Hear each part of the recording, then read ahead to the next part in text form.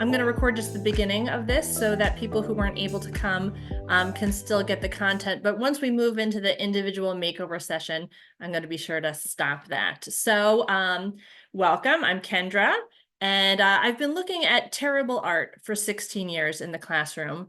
And I'm here to translate my experience of why people make poor design decisions into the L&D landscape for you. So this is an interactive session. To get the most out of it, can you just grab a scrap paper and something to write with? We're going to do an activity a few moments, and that would be helpful for you. Certainly, if you don't have it, no problem at all. Even a Post-it note is going to be just fine. And I know sometimes in these sessions that people have to leave early, but the presenter doesn't share the links or their contact information until the end. So I'm going to reverse that. And I've put a doc into the chat. Marcy, could you re-link that again if anyone came late? I see Jennifer's just joining. So this is your digital goodie bag. So can you go and just check, make sure you can open that now, everyone. This is where I have already linked all of the references. Thanks, I see Juliana's giving me a thumbs up that she's seeing that. And everything I'm going to reference in this talk, I have already linked there. So that way you can fully focus on the content. Take notes only if you want to, but no, you don't have to. Also, this is a networking group. So if you want to share your LinkedIn profile with others, let's keep it out of the chat. Let's try to put it in the doc. In the doc, I've listed a space, and that way we can stay in touch, network with each other, but still be able to be present with the content. Welcome, Dolores. Hi, Jennifer. So we've just gone over that there is a link in the chat. We're able to access that. Great. Okay. So to get the most out of today's session, we're going to have to open up a little bit. We have to admit collectively as an L&D community in a constructive way some of the mistakes that we're making in visual design before we can learn to do it right. So to warm us up for that, we're going to get to know each other. We're just going to ask 3 gentle questions to get going. The first one is easy. Let's make sure your chat is working. Can you please type into the chat for me, what time is it where you are? Let's see where everyone's coming from.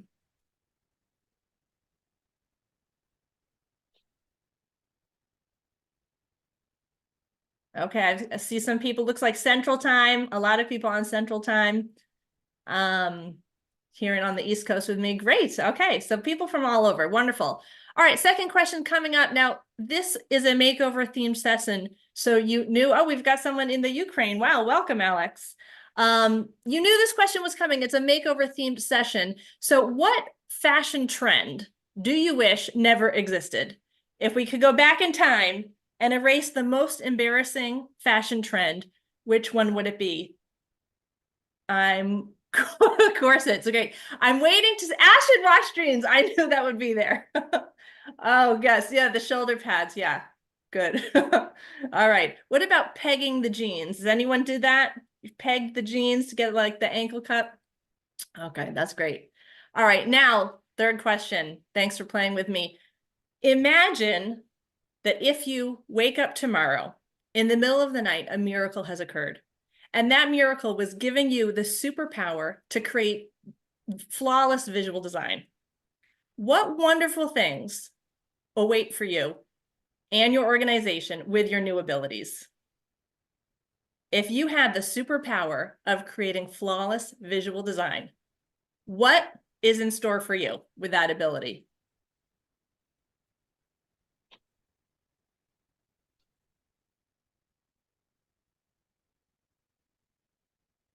Faster, without editing, more time, magic. Awesome. Being able to do it ourselves, great. Famous and independency, great. Increased confidence, I love that. Okay, so thanks for playing, everyone. Good to see that. Let's talk about why we're here and what we're going to do about it.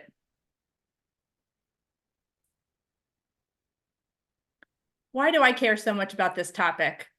Well, I was once on an instructional design message board, and an experienced professional said that he'd been laid off and out of work for a long time.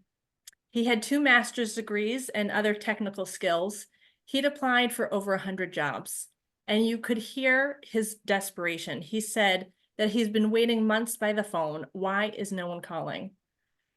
He had made one of those portfolios, as he's supposed to do, to show off his work. But he posted, "I'm starting to wonder if there's something wrong with the website itself. Please let me know." So I was impressed that he had the guts to ask for help publicly, and I visited his site. Within 5 seconds, I saw instantly what he was starting to suspect. It was a big turnoff. I wouldn't hire him. In fact, I wouldn't even scroll past the landing page to look at the work samples. The design screamed amateur hour. It broke my heart to see this because with just following a few design rules, he could accurately reflect his expertise and boost his professional image. So now that I've impressed on you how important it is to get it right, there is good news. Some L&D professionals are doing it well, and they don't innately have any more artistic talent than you do. What they do have is an eye trained to recognize a few basic design mistakes. You don't have to go to art school to do this. We're not aiming to produce work at the highest level of top graphic designers. We don't have time for that. As L&D people, we are juggling way too many hats for that. And we're just going to fix a few of the key pitfalls, and we're going to make our work a lot better. So for the rest of this session, that's what we're going to do. We're going to analyze poor design and practice using a few techniques to greatly improve them. Okay, so now it's time for a game. In this game, I'm an L&D recruiter flipping through portfolios, and you're my assistant. You have to guess which slide I'd like to see go through to the next round or passed over. And because I'm not a very good manager, I'm not going to give you any guidance ahead of time. All the slides I'm about to show you are real templates from PowerPoint or Canva that I didn't alter in any way. Or they're recreations of real slides that I've seen in L&D spaces. I don't ever want to embarrass anybody, so I'm not sharing anybody's work without permission, but to the best of my ability, I have recreated some of the mistakes that I have seen without any identifying clues. Okay, so here's the game. This one is practice. The one on the screen, do I write it hit or miss? Type your vote into the chat. Do I think this is a hit or a miss? I've got 2 misses. Everyone thinks it's a miss, and you would be correct. Great. I agree that this is a miss. I suspect you know the reason why. The right justification is the reason I disqualified this one. It's too hard to read. Okay, so this is what you need your scrap paper for. So just a little chart, like I've shown here. Just make a chart that you can write hit or miss. Okay. So once you've got your 2 columns, the left is hit, right is miss. Yeah, exactly, Dolores. Yeah, that's because of the justification. Okay, so we are looking for your gut reaction here. Don't overthink it. I'm going to move at a quick pace, about 4 or 5 seconds per slide. We have 9 slides total. As I share each one, just write the number of the slide under the column. Any questions of what you're supposed to do for this activity before I start? All right, seems like we're ready to go. All right. First one, do I vote this a hit or a miss? Moving on.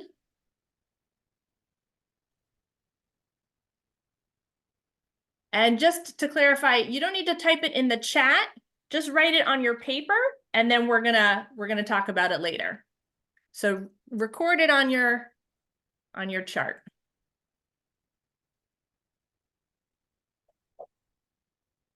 And moving on to number 5.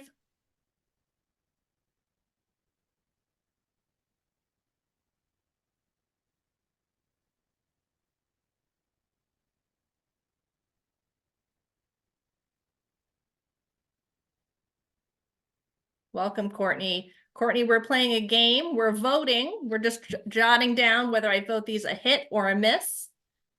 If I were a hiring manager looking at e-learning pieces or slides. So we're on 8. Here's our last one coming up.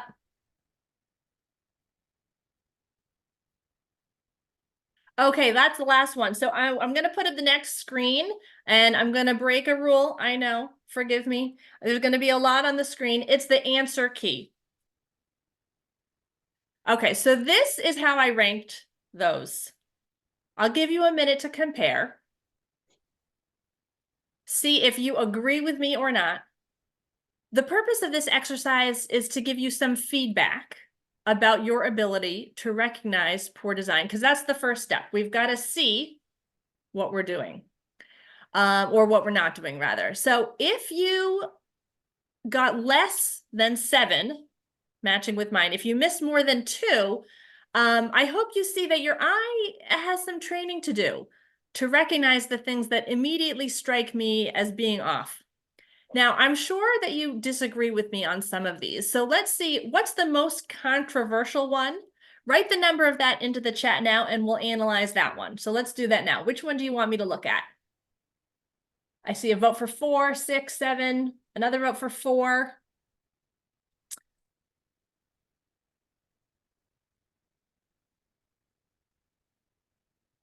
All right, so let's see. Let's pull up 4. Okay, are you seeing 4 now? Okay, great. Okay, so here's why I voted this a miss. And actually, I'm on the wrong slide.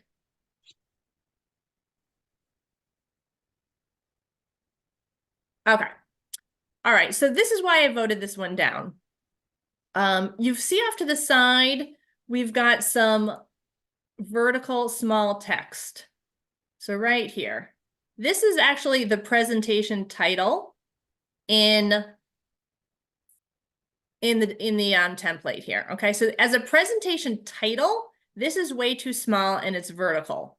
I'm seeing a lot lately of vertical text and right justification. I think this is a design trend in graphic design, and it looks great on an album cover, some kind of artistic interior decorating, portfolio or something, but it's not going to work in e-learning. Okay, so we always need to balance visual interest and communication in L&D training materials, and we've got to lean more towards the clear communication. Another issue here is the right justification. Somebody mentioned this earlier over here. Your eye has to zigzag back and forth. Dolores mentioned that, okay? So you don't want to use this right justification. This is very cool and on trend, but this is just too confusing. Okay, so now we're gonna move on.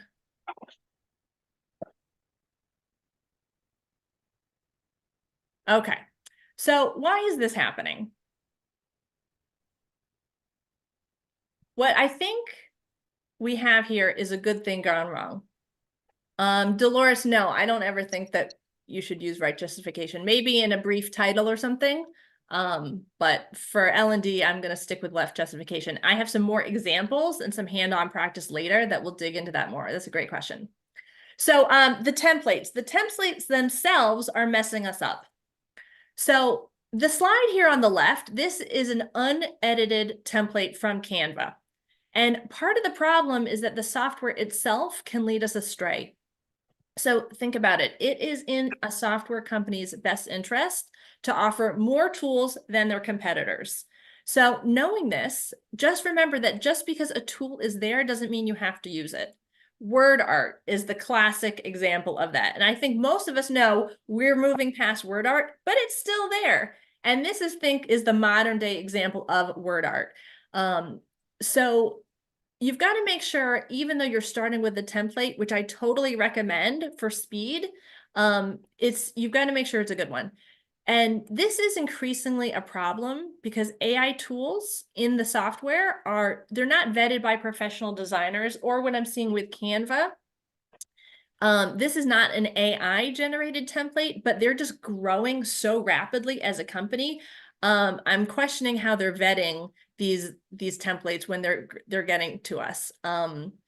Another thing with Microsoft is I've seen numerous built-in templates. One of them was in the quiz, that right out of the box, they're failing their own accessibility checker. So if you open up the template, you run Microsoft's own accessibility checker, it doesn't catch it because built into the template, it has put a transparency setting on the text itself, not even on the background.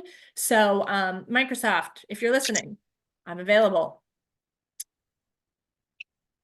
Okay, so you can change good templates past the point of recognition. People can get hung up on the idea that since they started with a good template, that they start with a template, they think it's got to be good, but it's only helping you if you can use the template to its advantage and you don't break the elements that are helping it. All right, so the second thing that I think globally is happening is the inspiration. We need some fresh visual design ideas in L&D. If you've ever heard the term of nose blind as being something that happens when you stop smelling a bad odor in your home over time as you get used to it, there's a similar parallel effect that's going on when we're not able to realize we're repeatedly looking at poor e-learning visuals. So my suggestion for this is to look outside of the industry. Let's get out of the e-learning visual echo chamber by looking at other industries, such as web design, for a refreshing approach to layout. I've provided some links for you in your digital goodie bag to explore on your own. I have a mood board that I have created that have, designs that I think are inspiring, as also some high-end fashion designers or graphic designers to sort of get it in my mind's eye before I sit down. But that's for later. Remember, the goodie bag is for later. So stay with me here. We're going to start to see the reasons why this problem is happening. So we're going to address them and fix it. Okay. So this is what's in the goodie bag for you. We're going to roll out a job aid. So this is a checklist that I've designed. This is not it. I'm just rolling it out in pieces. This design, thanks Marcy for posting that again. I've designed this checklist. You don't have to go there now to that link. Just know that you've got that for you as a resource. So this checklist is titled First Things, because I want you to view yourself as growing in your visual design journey, okay? The items on this list are a first step. I'm not claiming that if you show this checklist, that you're going to be able to do everything a top visual designer is, but we just need to do a few basic things and we're going to get a big payoff just for these small things. So this checklist is called First Things. It's broken into two parts. This is called Big Ideas. And we're going to go through this. Here we go. Okay, so when you sit down to design, what I want you to do is have in your mind that you need to create a cohesive visual language. And here's the components of this. The most critical aspects are making sure that all the elements go together, right? If you live with somebody and they get dressed in the morning and they ask you, does this go? That's what we're talking about. And the other aspect is I'm pointing out that modernism has a minimalist look most often. And to get the modern look, what I want you to do is what I just mentioned is go to these mood boards, make a Pinterest board for yourself of some inspiration before you sit down.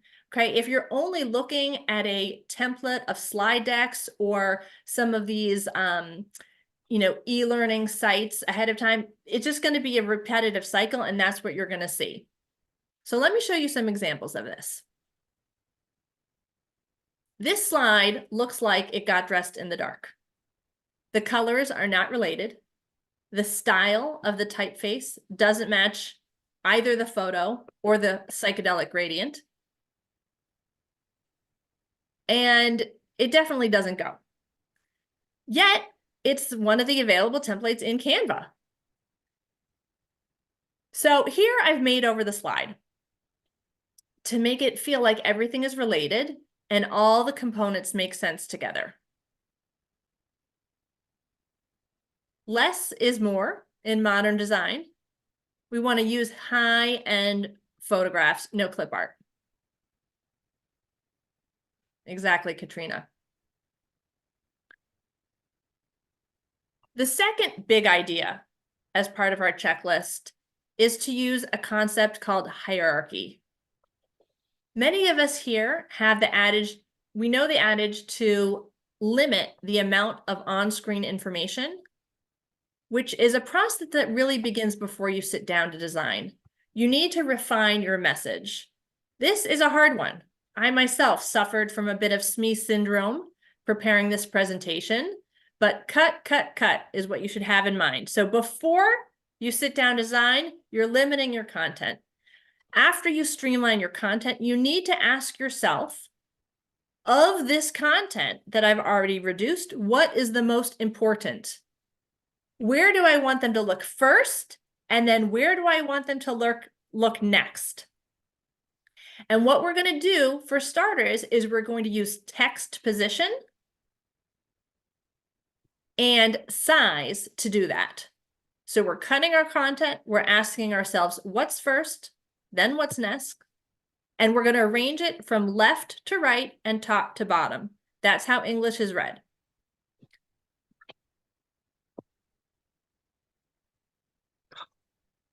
So the problem here, besides the color contrast, which we're going to talk about later, but in terms of hierarchy, is that the vertical text on the left is not on top of the other text.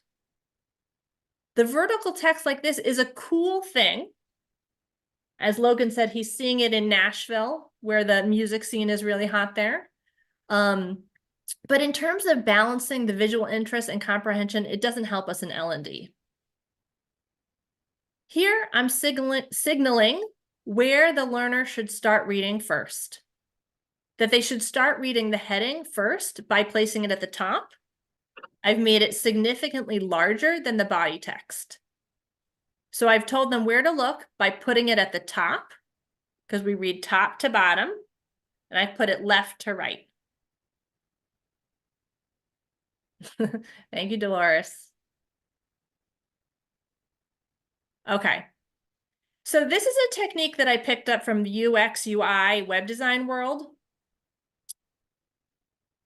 This is a more subtle issue, and I'm not saying it is never appropriate to have a title broken up in 2 lines like that, but I just want to show you this, okay? The issue is that when we're reading English from left to right and then top to bottom, what we have to do here is loop back around, okay? So you see on the left, there's a small arrow right here. This is the second line of the title. But what I want to just do is keep reading, right? My eye assumes I should keep reading, but this is not the rest of the title. Okay, the title loops around back here. So what I've done here is I've had the title all on one line. So if what you do when you lay it out, imagine, I'm sort of showing you my design X-ray vision here. Superimpose a little arrow on top of your title text. And then see if they need to read straight across or loop back around. So you want to use fewer arrows.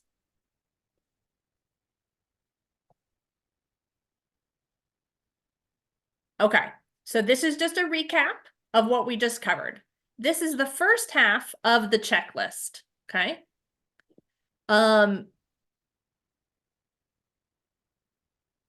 So we're going to apply these concepts to a slide I have coming up here. Okay, so what I'd like you to do now is unmute yourself and let's try to apply what we've just covered. This is the first half of our checklist, the principle of being cohesive and of having hierarchy. This is a slide that needs a makeover.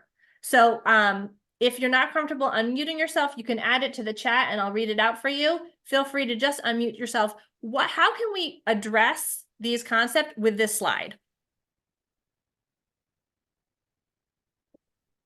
I think first off, the image needs to not have that white tint over it. If it's going to be an intro slide where someone's like introducing themselves, I got other stuff, but I wanted other people Yeah. to talk. Okay, great. Yeah, Juliana is pointing out that we could eliminate welcome to. So she's really embracing that cut, all the text she can. Great point. I think Logan was going to say something, and then maybe we can go back to Dolores. I was following Dolores's. Her and I were in sync there, and moving the background of the woman to fill that space allows the title to be enlarged. Mm-hmm. I would also remove the box and switch it to dark text on that background, I think. And then that also doesn't artificially constrain that text and lets it blend into that background of sorts and cohesion, less elements, modern, keeping it minimal. Yeah. Same with the box of all the social stuff at the bottom that are also very distracting. Yeah. I would crop out the curtain in the photo. You don't need it. Why have two layers? The text box and the curtain. And that little green plant thing is bugging me. Yeah. So I think what we're pointing to here is about the hierarchy, focusing on the message, cutting all of these extraneous things to focus on the content. I think it was Sarah who mentioned the rounded rectangle. I'm seeing this all the time. It's a very dated look. There's something automatic that people are used to just putting some kind of text. And I think it's because in e-learning, we have a lot of, split screen. Here's the text. This is the person. And maybe it just sets us up for that, but it's really outdated. We don't need a rectangle. It shouldn't be rounded. There are other problems that happen when you're just putting text on a photo that have to do with color contrast, but we can handle that. That is a next level thing. So you do need to think about that. Something else I want to point out here is the social icons box. It's transparent over a transparent photo, which is something I actually saw just this month. This is not like from the, early 2000s. I saw this done this month and I recreated this as best as I could. Another thing, there's something going on with the icons themselves. Has anyone spotted that? What's inconsistent about the icons? They're all different. The LinkedIn one has a transparent in. Facebook and Twitter aren't transparent in them, and then the Twitter one's smaller. And they have different blues. Yeah, the blues might be brand blues. I would give that a pass if that's like Facebook or Twitter. I don't really know. But you can change that too. What about the corners? Dolores has got it. Oh, Twitter is not X. Yeah, we're that's. And I think the link icon, like the actual chain link, is distracting. It says let's connect. Like you don't need that as well. Yeah, great, good. All right, you guys are pros. All right, so let's keep going. All right, so this is the second half of the checklist. So the first two things, hierarchy and being cohesive, these are sort of like big picture ideas. Next, we need to be technically sound, okay? So the first part of being technically sound has to do with space. This is my biggest pet peeve. Every time I'm seeing something and I go, it has to do with space usually. Overcrowded slides, even if there isn't too much content to look at, misaligned text or elements. The last item on this list, being off-centered fully or not, is something I have an example about. Some people have heard about a design rule called the rule of thirds, which tells them that it's more interesting to put something off-center, but I'm seeing it misapplied. And we're going to dig into this deeper here. Okay. So using more white space. White space is a term meaning the empty space. It's not about the color space. This is the design term, okay? Our eyes need some space to rest. Katrina mentioned this earlier, okay? So let's see how I redid this. Okay, I've I've eliminated some of the content in order to do that. I've kept some of the brand quirky colors. And again, on the left, this is a template that you can get for yourself in Canva. Okay, I see some head nods. Okay, so using more white space. Another version of white space is what's called padding, but padding is specific to when you have text inside of a space. So you see that I have the padding is that little area between and then the border, and then outside of that is the margin of the page. Okay, so you need to use more padding. Okay, so it needs to feel generous enough that you don't feel crowded. And there's no hard, fast rule I can give you for this. Okay, think about it like parking your car, right? Before you get out, if you're considerate to your neighbor, you're going to look and see, do they have enough room? Now, I always end up with a person who is very stingy on the padding. I hope you have better luck than me in the parking lot. It's more of a if it feels too tight or it doesn't feel too tight. And it either needs to be all the same all around, or it needs to be dramatically off center.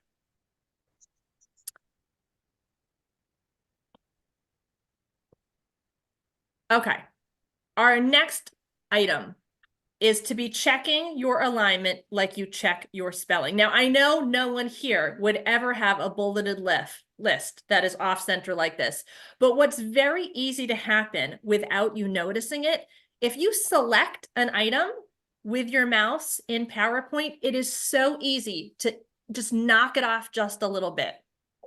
So what I recommend that you do is lock it in place.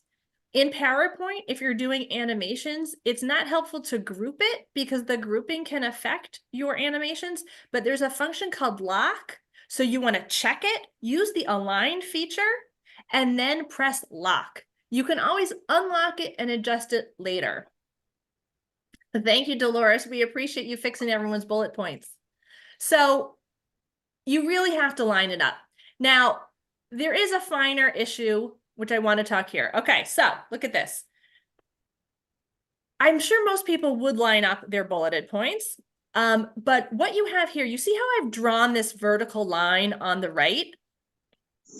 This is what's happening. In certain fonts, the letters of capital letters are wider, okay? So if you have capital letters in a bulleted list here, there's no actual bullets here, but it's a list of different titles. The O is so wide and the F is narrow. And I saw this and I wanted to call the person right away and say, you've got a mistake. And then I realized what was going on. It is aligned. The text box, I'm sure, is left aligned, but you've got all this extra space. So what I would do is manually adjust this. And what you can do when you're designing is just drop a vertical line exactly like I have. And you can use the guides that Dolores is pointing out, but you may need to manually adjust it rather than just depending on your text boxes to be aligned. Okay, here's the rule of thirds. So what I'm showing you here is some sort of X-ray goggles on imagining superimposing a grid like this, and in the bottom left, you see some content. In the top right, you see a decorative element. So off-centering it. But it has to be all the way off. Okay, Yes. if you don't do it all the way off, it just looks like a mistake. Okay, so if you're going to do the rule of thirds, you got to commit. Okay, so now let's look at this slide. Let's apply the rules that I just gave you for space to this slide. We're going to unmute ourselves. We can be casual here, participate. How can we apply space to this? What strikes you?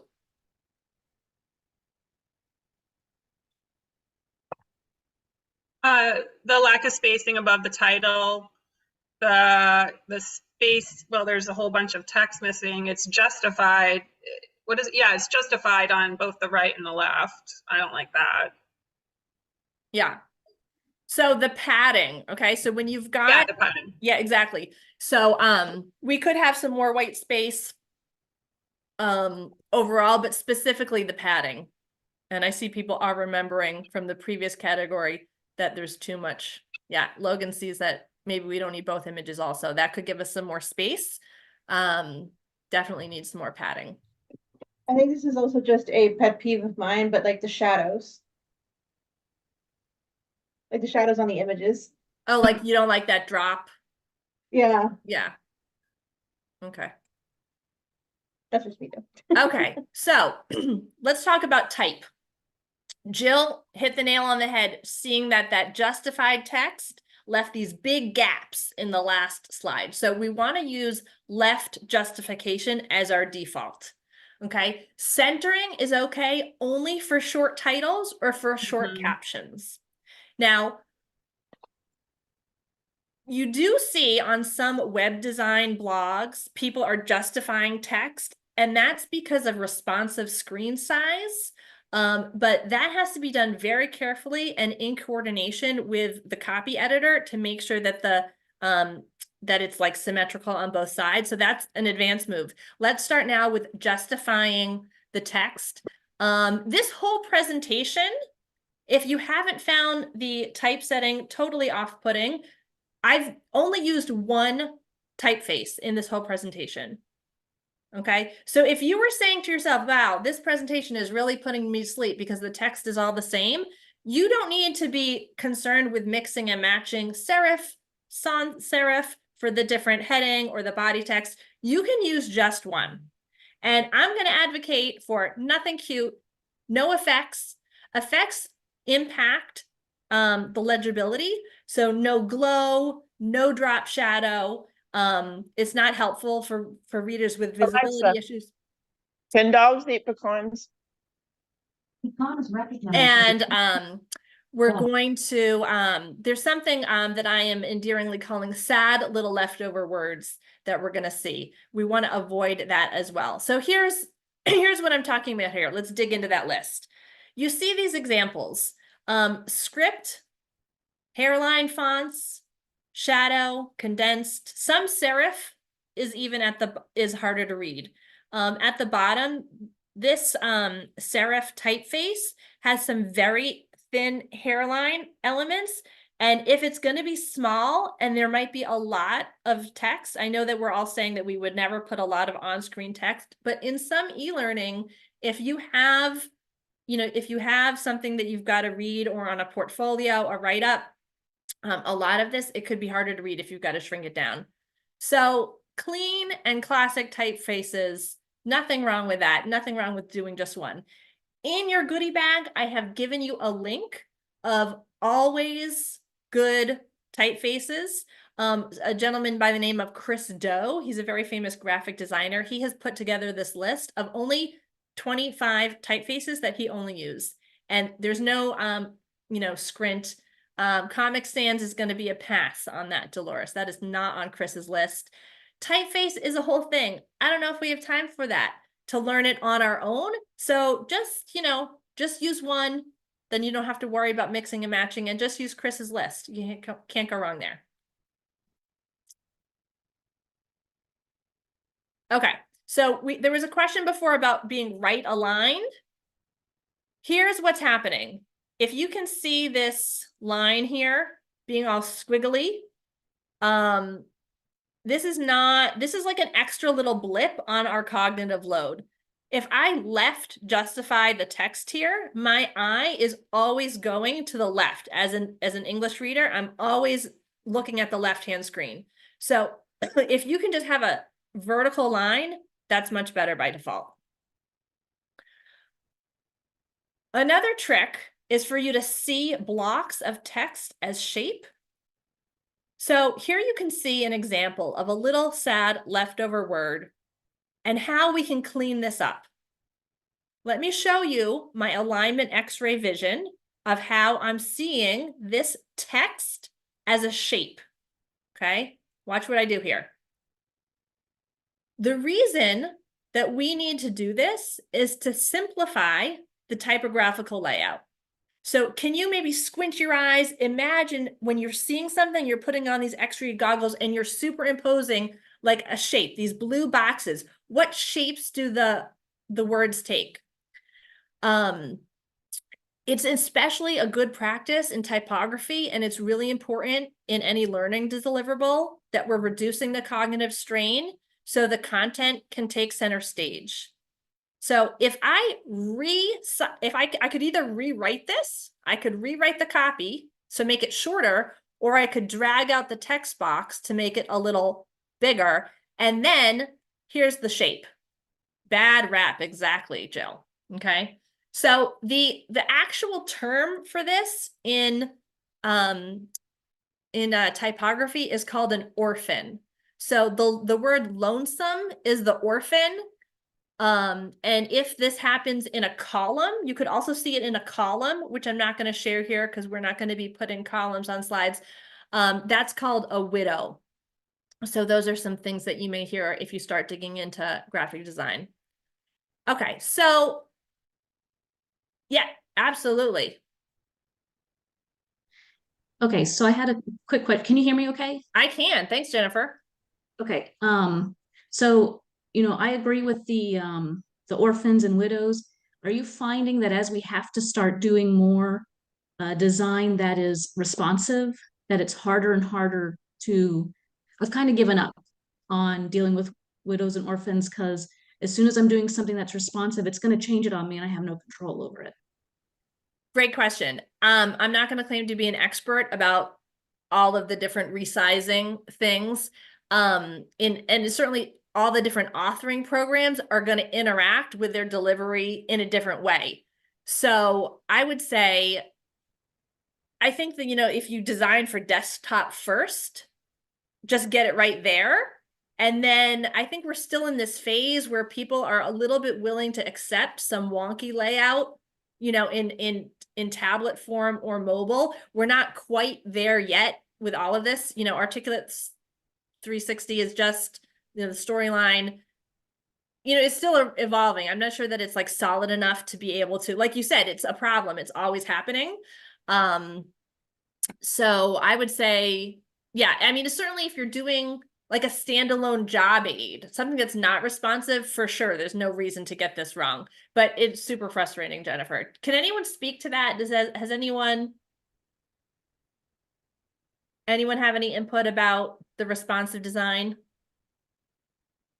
I know that when I did my portfolio, I used Squarespace, and there's a lot of hacks that web designers are putting up on like copy and paste custom CSS code that you don't need to be a coder to do. And you can get that to affect the mobile version. So there's things you can do for some websites, but I don't know really fully about that. Okay, so here we're talking about the type. So this is a recap. Let's work on this slide. Okay, so this is a recreation of a real slide that I saw in an L&D space. Not so much like an e-learning, but like an advertisement for like a learning webinar. So how can we specifically address type? Looking at this list, what the 3 elements on the list, how can we improve this slide here? Let me know in the chat or unmute yourself. So font, not all caps, left justify, exactly. Not centered. Yeah. Yeah, left justify. And And there's a lot of different, like the shading behind like webinar of the year. yes. stuff Okay, that great. I'm makes so it glad less you crisp. noticed that, because the webinar of the year, it's like just a little bit of a drop caps, or it's, yeah. And the delivered by, there's like this neon glow. Great. And there's about like 4 different like kind of font styles going on through the whole thing, with the hosted by, the name of the person, the bio below the person, and then the other content. Yeah, So. Dolores didn't even see what that said. It's really small, it's glowing. For accessibility, and I just think like a more professional, polished look, no cursive, no glow. I'm asking, like, if I go to Gucci's website, are they gonna have like drop shadow and glow? You want to hit that high end look.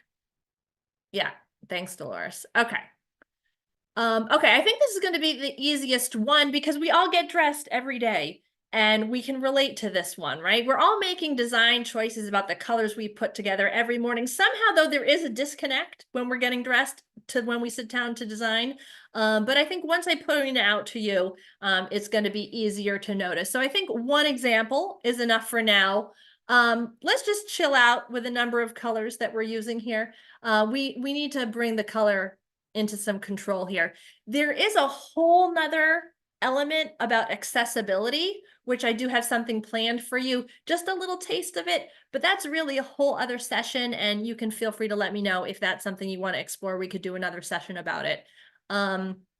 So a rule I set for myself is 3 colors plus black and white. My website, I just have one color. So only one color and black and white. That's it. And I was able to do my whole website just with those colors. Per presentation. Yeah, I got a question in the chat. 3 colors per slide. I'm saying plus black and white, so it's really 5. And for the cohesive, I definitely don't want to be switching between slides because that's not going to give me this cohesive visual language. That's going to be like the slide we looked at where there was like a neutral color photo and a psychedelic gradient. You want to be cohesive. So yeah, so 3 colors in plus black and white. So 5 colors in total. Keeping in mind, it could only just be one color. If you want to check out my website, I did that whole thing, just one color. It's a certain look. I prefer more of a minimal look. Certainly you may have a client that have, that has a style guide and you have no choice, but just my point is limit the colors. And yes, Dolores, it just depends on how you count it. If you want to, say that it's 5 colors, including black and white, or 3. Okay, so let's look at this slide. What's going on here with color? Let's participate on this one. How can we take the principles of this checklist?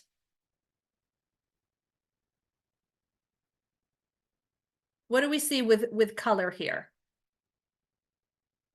I think we have the right amount of colors, just not the right enough contrast. We basically have white on white with the text. Exactly.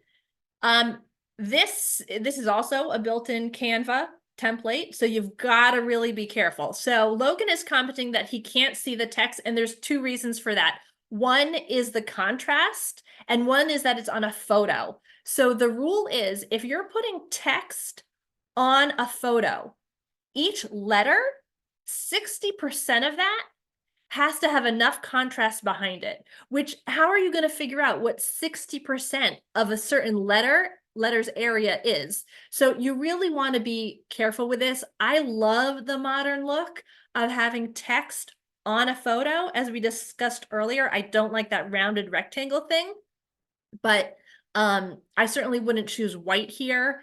Maybe just the bolder recent project headline would be okay if it was on top of the photo. A cool thing that you can do is put a rectangle and put a darker color gradient. If you can't get away with it, that's one little trick. And by dragging out the size of the gradient and adjusting its darkness, you can sort of have the look of it fading, but have some more contrast. Okay, so the next thing, I'm just going to give you a sneak peek of what's in your goodie bag. This is no new information. I just want you to see what it looks like of, this is the job aid, okay? Now in your goodie bag, I've consolidated this list. I also have a next level list. I'm not going to give you that background here, just in the interest of time. That's a whole other session. If you want to see my next level checklist, once you've mastered this, go on to the next level and we can do another session if you want. Okay, so I'm aware of the time. We did start a bit late, so you won't hurt my feelings if you want to pop off. I'm going to stop the share. I've stopped the recording. I've received a submission of a makeover, so let's stop that. Okay, so it stopped here. Okay, so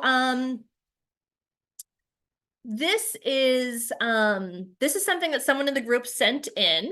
And before we begin, I want to acknowledge how difficult it can be to have your work critiqued, and thanks those of you who are putting yourself out there by participating.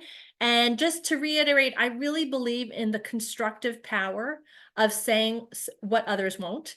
I often see e-learning challenge sites filled with unhelpful comments of good job, well done. And it's to work that looks like it's stuck in the early 90s. And I've even seen it with glaring spelling errors. So this kind of feedback, it doesn't help anybody. So what I say with both kindness and directness. Kind, because people put a lot of work into their slides, and I acknowledge that. And it's not really fair that they're sometimes thrown into doing graphic design work with no training. And also directness, because we're here to get better, and that's what it takes to address problems head on. So with that attitude in mind, let's work on a slide.